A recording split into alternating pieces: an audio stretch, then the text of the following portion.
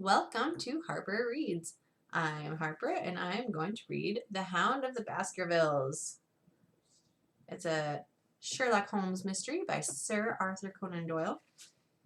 I've never actually read this one before, so it'll be new for all of us. It's very exciting.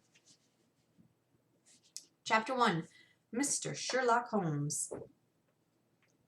Mr. Sherlock Holmes, who was usually very late in the mornings, save upon those not infrequent occasions when he was up all night, was seated at the breakfast table. I stood upon the hearth rug and picked up the stick which our visitor had left behind him the night before. It was a fine, thick piece of wood, bulbous-headed, of the sort which is known as a Penang lawyer. Just under the head was a broad silver band nearly an inch across. To James Mortimer, M.R.C.S., from his friends of the C.C.H., was engraved upon it, with the date 1884. It was just such a stick as the old-fashioned family practitioner used to carry, dignified, solid, and reassuring. "Well, Watson, what do you make of it?" Holmes was sitting with his back to me, and I had given him no sign of my occupation. "How did you know what I was doing? I believe you have eyes in the back of your head." "I have, at least, a well-polished, silver-plated coffee-pot in front of me," he said. "But tell me, Watson, what do you make of our visitor's stick? Since we have been so unfortunate as to miss him and have no notion of his errand, this accidental souvenir becomes of importance.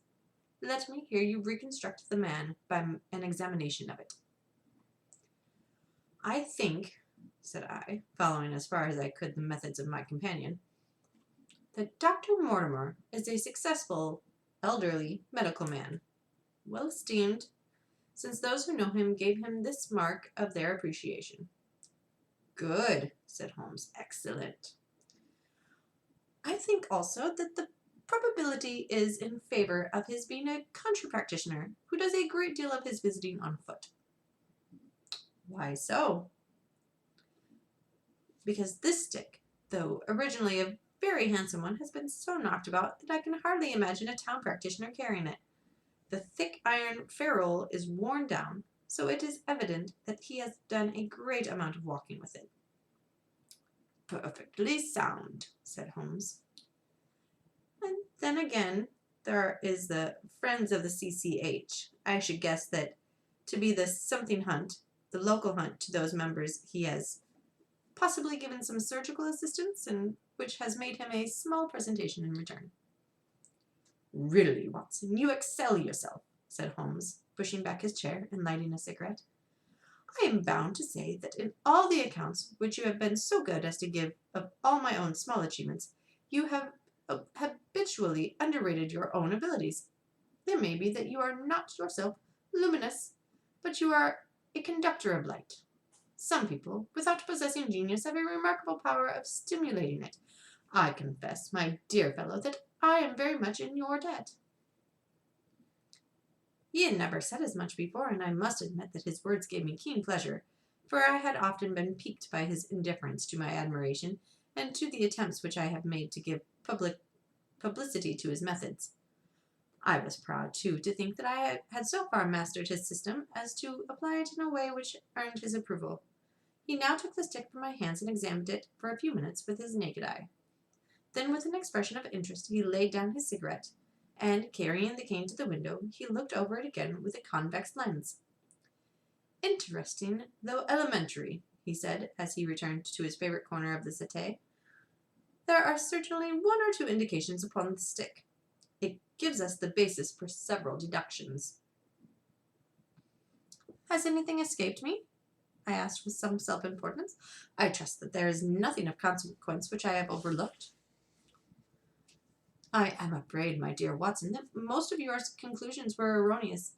That when I said that you stimulated me, I meant, to be frank, that in noting your fallacies, I was occasionally guided towards the truth. Not that you are entirely wrong in this instance. The man is certainly a country practitioner, and he walks a good deal." "Then I was right." "To an extent." "But that was not all?"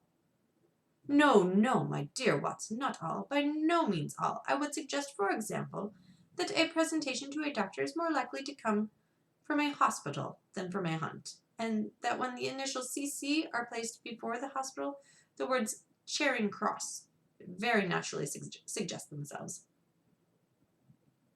You may be right.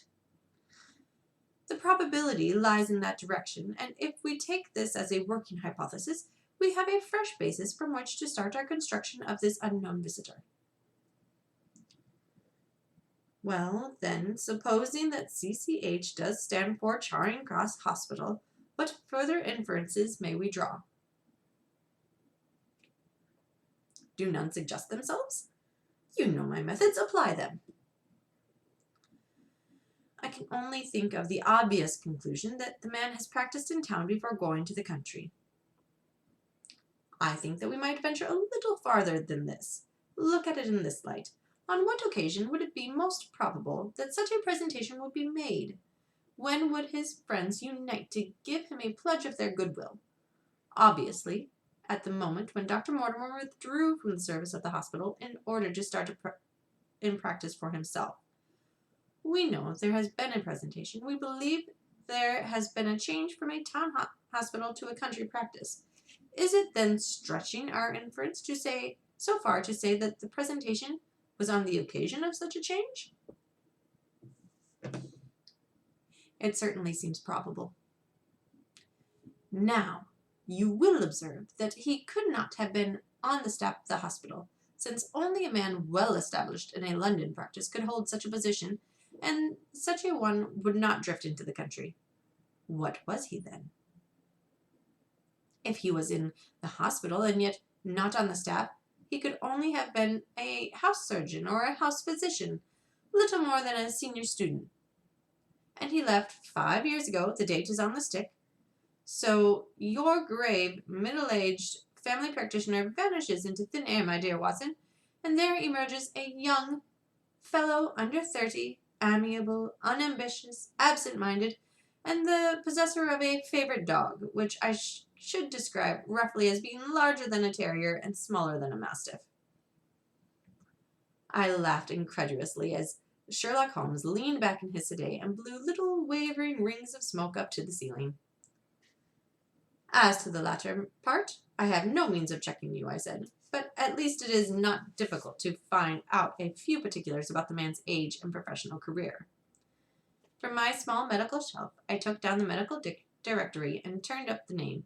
There were several Mortimers, but only one who could be our visitor. I read his record aloud. Mortimer, James, MRCS, 1882, Grimpen, Dartmoor, Devon. House surgeon from 1882 to 1884 at Charing Cross Hospital, winner of the Jackson Prize for Comparative Pathology, with essay entitled, Is Disease a Reversion? Corresponding member of the Swedish Pathological Society, author of Some Freaks of Atavism. Do we progress? Medical officer for the parishes of Grimpen, Thorsley, and Highbarrow. No mention of the local hunt, Watson, said Holmes with a mischievous smile, but a country doctor, as you very astutely observed. I think that I am fairly justified in my inferences. As to the adjectives, I said, if I remember right, amiable, unambitious, and absent-minded.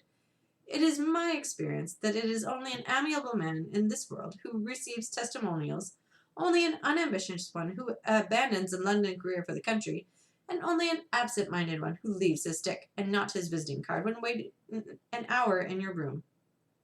And the dog has been in the habit of carrying this stick behind his master. Being a heavy stick, the dog has held it tightly by the middle, and the marks of his teeth are very plainly visible. The dog's jaw, as shown in the space between these marks, is too broad, in my opinion, for a terrier, and not broad enough for a mastiff. It may have been... Yes, by Jove, it is a curly-haired spaniel. He had risen and paced the room as he spoke. Now he halted in the recess of the window. There was such a ring of conviction in his voice that I glanced up in surprise. My dear fellow, how can you possibly be so sure of that? For the very simple reason that I see the dog himself on our very doorstep, and there is the ring of its owner. Don't move, I beg you, Watson. He is a professional brother of yours, and your presence may be of assistance to me. Now is the dramatic moment of fate, Watson, when you hear a step upon the stair which is walking into your life, and you know not whether for good or ill.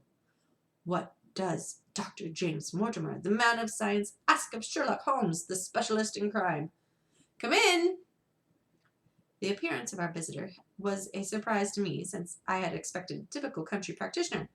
He was a very tall, thin man, with a long nose like a beak, which jutted out between two keen grey eyes, set closely together, and sparkling brightly from behind a pair of gold-rimmed glasses. He was clad in a professional but rather slovenly fashion, for his frock coat was dingy, and his trousers frayed. Though young, his long back was already bowed, and he walked with the forward thrust of his head and a general air of peering benevolence. As he entered, his eyes fell upon the stick in Holmes' hand, and he ran toward it with an exclamation of joy. "I am so very glad," he said. "I was not sure whether I had left it here or in the shipping office. I would not lose that stick for the world." "A presentation, I see," said Holmes. "Yes, sir." "From Charing Cross Hospital?" "From one or two friends there on the occasion of my marriage." Dear, that's bad," said Holmes, shaking his head. Dr. Mortimer blinked through his glasses in mild astonishment. "Why is that bad?" "Only that you have disarranged our little deductions. Your marriage, you say?" "Yes, sir. I'm married, and so I left the hospital, and with it all hopes of a consulting practice. It was necessary to make a home of my own." Come, we are not so far wrong after all," said Holmes. "And now, Dr. James Mortimer. Mr. a humble M.R.C.S. And a man of precise mind, evidently. A dabbler in science, Mr. Holmes. A picker-up of shells on the shores of the great unknown ocean. I presume that it is Mr. Sherlock Holmes whom I am addressing, and not—" No, this is my dear friend Dr. Watson." "Glad to meet you, sir. I have heard your name mentioned in connection with that of your friend. You interest me very much, Mr. Holmes. I had hardly expected so— that's a big word. Dollars cephalic. Dolichocephalic. Oh, that's a weird word. Dolichocephalic. Gosh, dolichocephalic. Well, that's a big word. Expected so dolichocephalic a skull or such well-marked supraorbital development. Would you have any objection to my running my finger along your parietal fissure? A cast of your skull, sir, until the original is available, would be an ornament to any anthropological museum. It is not my intention to be so fulsome, but I confess that I covet your skull." Sherlock Holmes waved our strange visitor into a chair. "You are an enthusiast in your line of thought, I perceive, sir, as I am in mine," he said. "I observe from your forefinger that you make your own cigarettes. Have no hesitation in lighting one." The man drew out paper and tobacco and twirled the one up in the other with surprising dexterity. He had long, quivering fingers as agile and restless as the antennae on an insect. Holmes was silent, but his little darting glances showed me the interest which he took in our curious companion. "I presume, sir," he said at last, "that it is not merely for the purpose of examining my skull that you have done me the honor to call here last night and again today?" "No, sir, no, though I am happy to have had the opportunity of doing that as well. I came to you, Mr. Holmes, because I recognize that I am myself an impractical man, and because I am suddenly confronted with a most serious and extraordinary problem, recognizing as I do that you are the second highest expert in Europe." "Indeed, sir! May I inquire who has the honor of being the first?" asked Holmes with some asperity. To the man of precisely scientific mind, the work Monsieur Bertillon must always appeal strongly. Then had you not better consult him?" "I said, sir, to the precisely scientific mind. but as a practical man of affairs it is acknowledged that you stand alone. I trust, sir, that I have not inadvertently—" "Just a little," said Holmes. "I think, Dr. Mortimer, you would do wisely if, without more ado, you would kindly tell me plainly what the exact nature of the problem is in which you demand my assistance." Chapter 2. The Curse of the Baskervilles.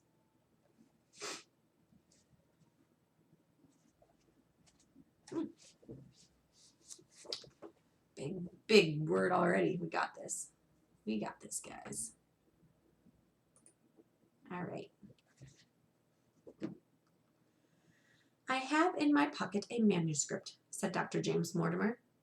"I observed it as you entered the room," said Holmes. "It is an old manuscript. Early 18th century, unless it is a forgery." "How can you say that, sir?" "You have presented an inch or two of it to my examination all the time that you have been talking. It would be a poor expert who could not give the date of a document within a decade or so. You may possibly have read my little monograph upon the subject. I put that at 1730. Excuse me. The exact date is 1742. Dr. Mortimer drew it from his breast pocket. This family paper was committed to my care by Sir Charles Baskerville, whose sudden and tragic death, some 3 months ago, created so much excitement in Devonshire.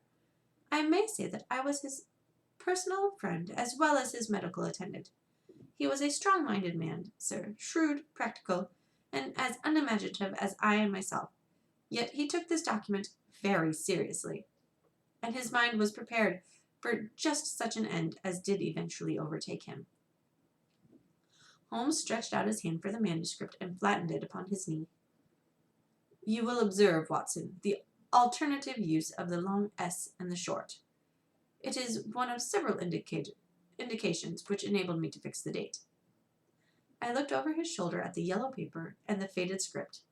At the head was written Baskerville Hall, and below, in large scrawling figures, 1742. "It appears to be a statement of some sort." "Yes, it is a statement of a certain legend which runs in the Baskerville family. But I understand that it is something more modern and practical upon which you wish to consult me." "Most modern. A most practical, pressing matter which must be decided within 24 hours. But the manuscript is short, and is intimately connected with the affair. With your permission, I will read it to you." Holmes leaned back in his chair, placed his fingertips together, and closed his eyes with an air of resignation. Dr. Mortimer turned the manuscript to the light and read in a high, cracking voice the following curious old world narrative. All right, here we go. "Of the origin of the Hound of the Baskervilles, there have been many statements. Yet, as I come in a direct line from Hugo Baskerville, and as I had the story from my father, who also had it from his, I have set it down with all belief that it occurred even as is here set forth. And I would have you believe, my sons, that the same justice which punishes sin may also most graciously forgive it, and that no ban is so heavy but that by prayer and repentance it may be removed. Learn then from this story not to fear the fruits of the past, but rather to be circumspect in the future, that those foul passions whereby our family has suffered so grievously may not again be loosed to our undoing. Know then that in the time of the Great Rebellion, the history of which by the learned Lord Clarendon I most earnestly commend to your attention, this manor of Baskerville was held by Hugo of that name, nor can it be gainsaid that he was a most wild, profane, and godless man.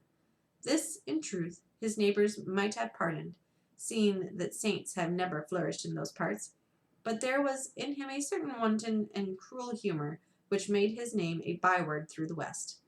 It chanced that this Hugo came to love, if indeed so dark a passion may be known under so bright a name, the daughter of a yeoman who held lands near the Baskerville estate. But the young maiden being discreet and of good repute, would ever avoid him, for she feared his evil name. So it came to pass that one Michaelmas, this Hugo, with 5 or 6 of his idle and wicked companions, stole down upon the farm and carried off the maiden, her father and brothers being from home, as he well knew. When they had brought her to the hall, the maiden was placed in an upper chamber, while Hugo and his friends sat down to a long carouse, as was their nightly custom. Now the poor lass upstairs was like to have her wits turned at the scene and shouting and terrible oaths which came up to her from below, for they say the words used by Hugo Baskerville when he was in wine were such as might blast the man who said them. At last, in the stress of her fears, she did that which might have daunted the bravest or most active man, for by the aid of the growth of ivy which covered, and still covers, the south wall, she came down from under the eaves, and so homeward across the moor, there being 3 leagues betwixt the hall and her father's farm. It chanced that some little time later Hugo left his guest to carry food and drink, with other worse things perchance, to his captive, and so found the cage empty, and the bird escaped.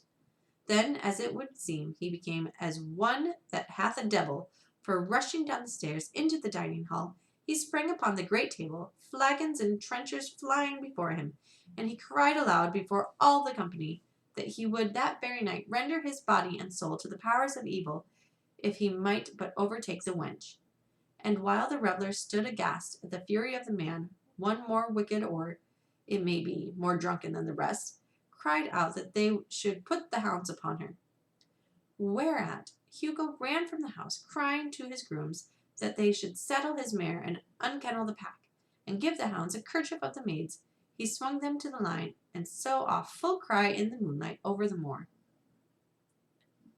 Now, for some space the revellers stood agape, unable to understand all that had been done in such haste.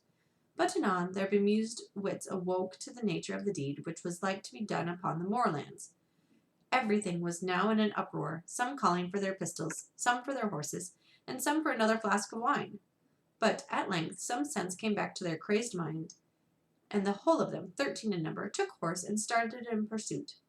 The moon shone clear above them, and they rode swiftly abreast, taking the course which the maid must needs have taken if she were to reach her own home. They had gone a mile or 2 when they passed one of the night shepherds upon the moorlands, and they cried to him to know if he had seen the hunt. And the man, as the story goes, was so crazed with fear that he could scarce speak, but at last he said that he had indeed seen the unhappy maiden with the hounds upon her track. But I have seen more than that, he said, for Hugo Baskerville passed me upon his black mare, and there ran mute behind him such a hound of hell as God forbids should ever be at my heels. So the drunken squires cursed the shepherd and rode onward, but soon their skins turned cold, for there came a galloping across the moor, and the black mare, dabbled with white froth, went past with trailing bridle and empty saddle. Then the revellers rode close together, for a great fear was on them, but they still followed over the moor, though each, had he been alone, would have been right glad to have turned his horse head. Riding slowly in this fashion, they came at last upon the hounds.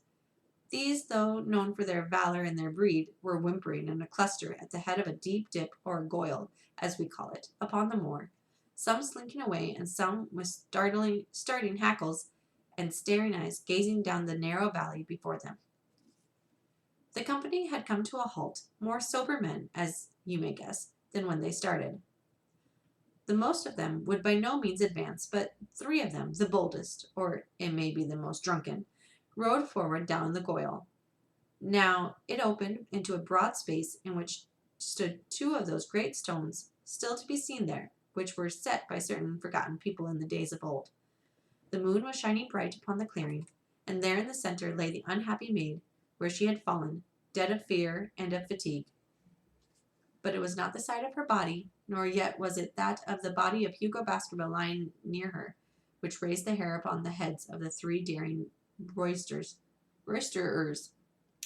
But it was that standing over Hugo and plucking at his throat, there stood a foul thing, a great black beast, shaped like a hound, yet larger than any hound that any ever mortal eye has rested upon. and even as they looked, the thing tore the throat out of Hugo Baskerville, on which, as it turned its blazing eyes and dripping jaws upon them, the three shrieked with fear and rode for dear life, still screaming across the moor. One, it said, died that very night of what he had seen, and the other twain were but broken men for the rest of their days. Such is the tale, my sons, of the coming of the Hound, which is said to have plagued the family so sorely ever since. If I had set it down, it is because that which is clearly known hath less terror than that which is but hinted at and guessed. Nor can it be denied that many of the family have been unhappy in their deaths, which have been sudden, bloody, and mysterious. Yet may we shelter ourselves in the infinite goodness of Providence, which would not forever punish the innocent beyond that third or fourth generation which is threatened in holy right. To the Providence, my sons, I hereby commend you, and I counsel you by way of caution to forbear from crossing the moor in those dark hours when the powers of evil are exalted. This from Hugo Baskerville to his sons, Roger and John, with instructions that they say nothing thereof to their sister Elizabeth. When Dr. Mortimer had finished reading this singular narrative, he pushed his spectacles up on his forehead and stared across at Mr. Sherlock Holmes. The latter yawned and tossed the end of his cigarette into the fire. "Well," said he, "do you not find it interesting?" "To a collector of fairy tales." Dr. Mortimer drew a folded newspaper out of his pocket. "Now, Mr. Holmes, we will give you something a little more recent. This is the Devin County Chronicle of May 14th of this year. It is a short account of the facts elicited at the death of Sir Charles Baskerville, which occurred a few days before that date." My friend leaned a little forward, and his expression became intent. Our visitor readjusted his glasses and began. Take a drink. Hold on.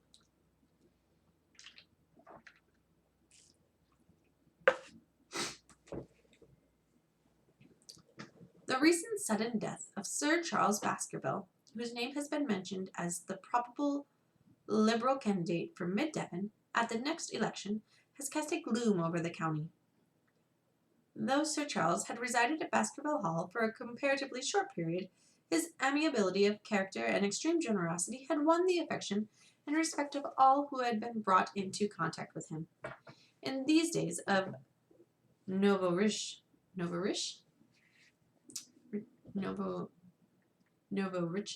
it is refreshing to find a case where the scion of an old county family, which had fallen upon evil days, is able to make his own portion, and to bring it back with him to restore the fallen grandeur of his line. Sir Charles is well known, made large sums of money in South African speculation. More wise than those who go on until the wheel turns against them, he realized his gains and returned to England with them. It is only 2 years since he took up his residence at Baskerville Hall, and it is common talk how large were those schemes of reconstruction and improvement which have been interrupted by his death. Being himself childless, it was his openly expressed desire that the whole countryside should within his own lifetime profit by his good fortune, and many will have personal reasons for bewailing his untimely end. His generous donations to local and county charities have been frequently chronicled in these columns. The circumstances connected with the death of Sir Charles cannot be said to have been entirely cleared up by the inquest, but at least enough has been done to dispose of those rumors to which local superstitions have given rise.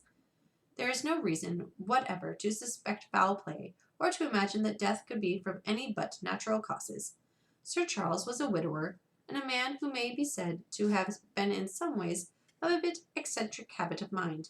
In spite of his considerable wealth, he was simple in his personal tastes, and his indoor servants at Baskerville Hall consisted of a married couple named Barrymore, the husband acting as butler and the wife as a housekeeper.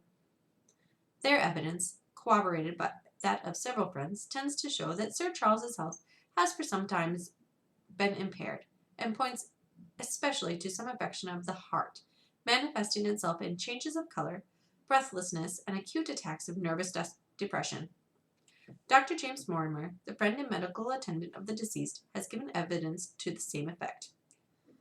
The facts of the case are simple. Sir Charles Baskerville was in the habit every night before going to bed of walking down the famous yew alley of Baskerville Hall. The evidence of the Barrymores shows that this had been his custom. On the 4th of May, Sir Charles had declared his intention of starting next day for London, and had ordered Barrymore to prepare his luggage. That night he went out as usual for his nocturnal walk, in the course of which he had a habit of smoking a cigar. He never returned. At 12 o'clock, Barrymore, finding the hall door still open, became alarmed, and lighting a lantern, went in search of his master. The day had been wet, and Sir Charles's footmarks were easily traced down the alley. Halfway down this walk, there is a gate which leads out onto the moor. There were indications that Sir Charles had stood for some little time here. He then proceeded down the alley, and it was at the far end of it that his body was discovered. One fact which has not been explained is the statement of Barrymore that his master's footprints altered their character from the time that he passed the moor gate, and that he appeared from thence onward to have been walking upon his toes. One Murphy, a gypsy horse dealer, was on the moor at no great distance at the time, but he appears by his own confession to have been the worse for drink. He declares that he heard cries, but is unable to state from what direction they came. No signs of violence were to be discovered upon Sir Charles's person, and though the doctor's evidence pointed to an almost incredible facial distortion, so great that Dr. Mortimer refused at first to believe that it was indeed his friend and patient who lay before him, it was explained that it is a symptom which is not unusual in cases of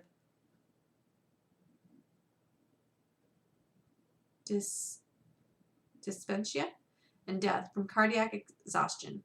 This explanation was borne out by the post-mortem examination, which showed long-standing organic disease, and the coroner's jury returned a verdict in accordance with the medical evidence. It is well that this is so, for it is obviously of the utmost importance that Sir Charles's heir should settle at the Hall and continue the good work which has been so sadly interrupted. Had the prosaic finding of the coroner not finally put an end to the romantic stories which have been whispered in connection with the affair, it might have been difficult to find a tenant for Baskerville Hall. It is understood that the next of kin is Mr. Henry Baskerville, if he be still alive, the son of Sir Charles Baskerville's younger brother. The young man, when last heard, was in America, and inquiries are being instituted with a view of informing him of his good fortune. Dr. Mortimer refolded the paper and replaced it in his pocket. Those are the public facts, Mr. Holmes, in connection with the death of Sir Charles Baskerville.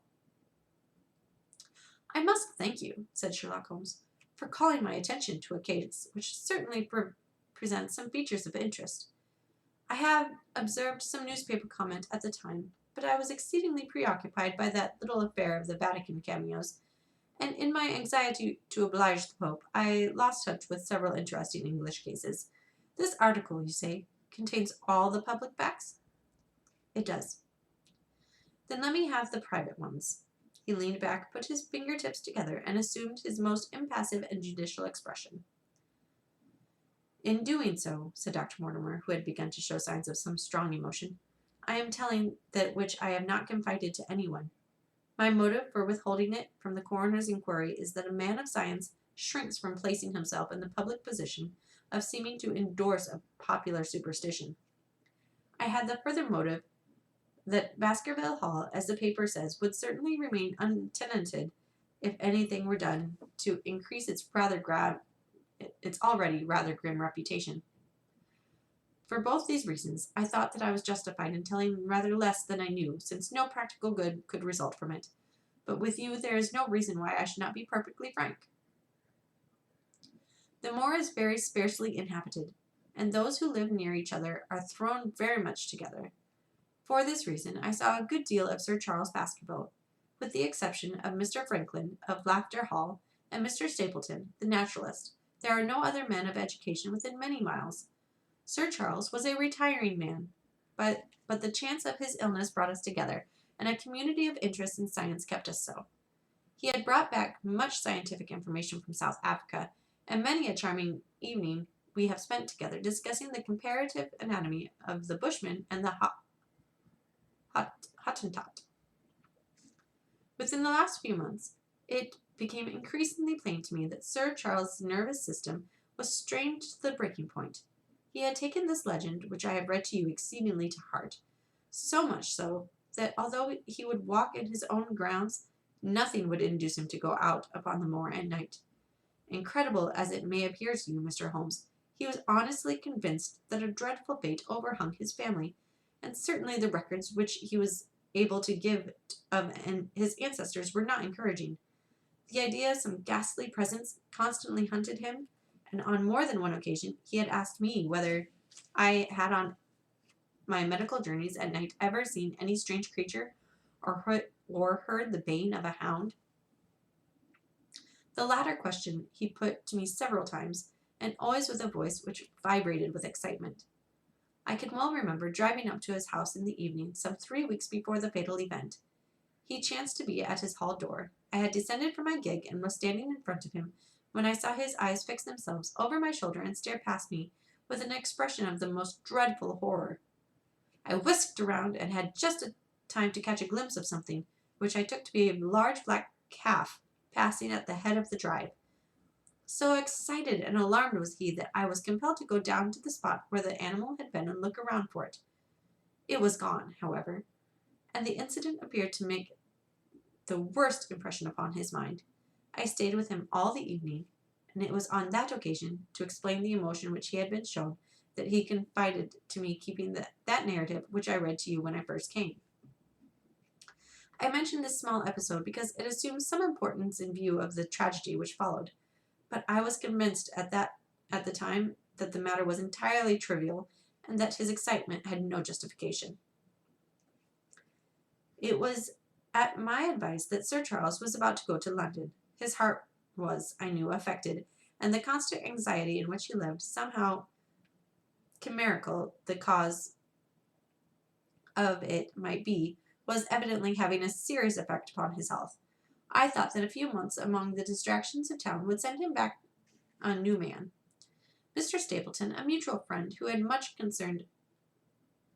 much concerned at his state of health, was of the same opinion. At the last instant came this terrible catastrophe. On the night of Sir Charles's death, Barrymore the butler, who made the discovery, sent Perkins the groom on horseback to me, and as I was sitting up late, I was able to reach Baskerville Hall within an hour of the event. I checked and corroborated all the facts which were mentioned at the inquest. I followed the footsteps down the yew alley. I saw the spot at the moor gate where he seemed to have waited. I remarked the change in the shape of the prints after that point. I noted that there were no other footsteps save those of Barrymore on the soft gravel, and finally I carefully examined the body, which had not been touched until my arrival. Sir Charles lay on his face, his arms out, his fingers dug into the ground, and his features convulsed with some strong emotion to such an extent that I could hardly have sworn to his identity. There was certainly no physical injury of any kind, but one false statement was made by Barrymore at the inquest. He said that there were no traces upon the ground round the body. He did not observe any, but I did, some little distance off, but fresh and clear.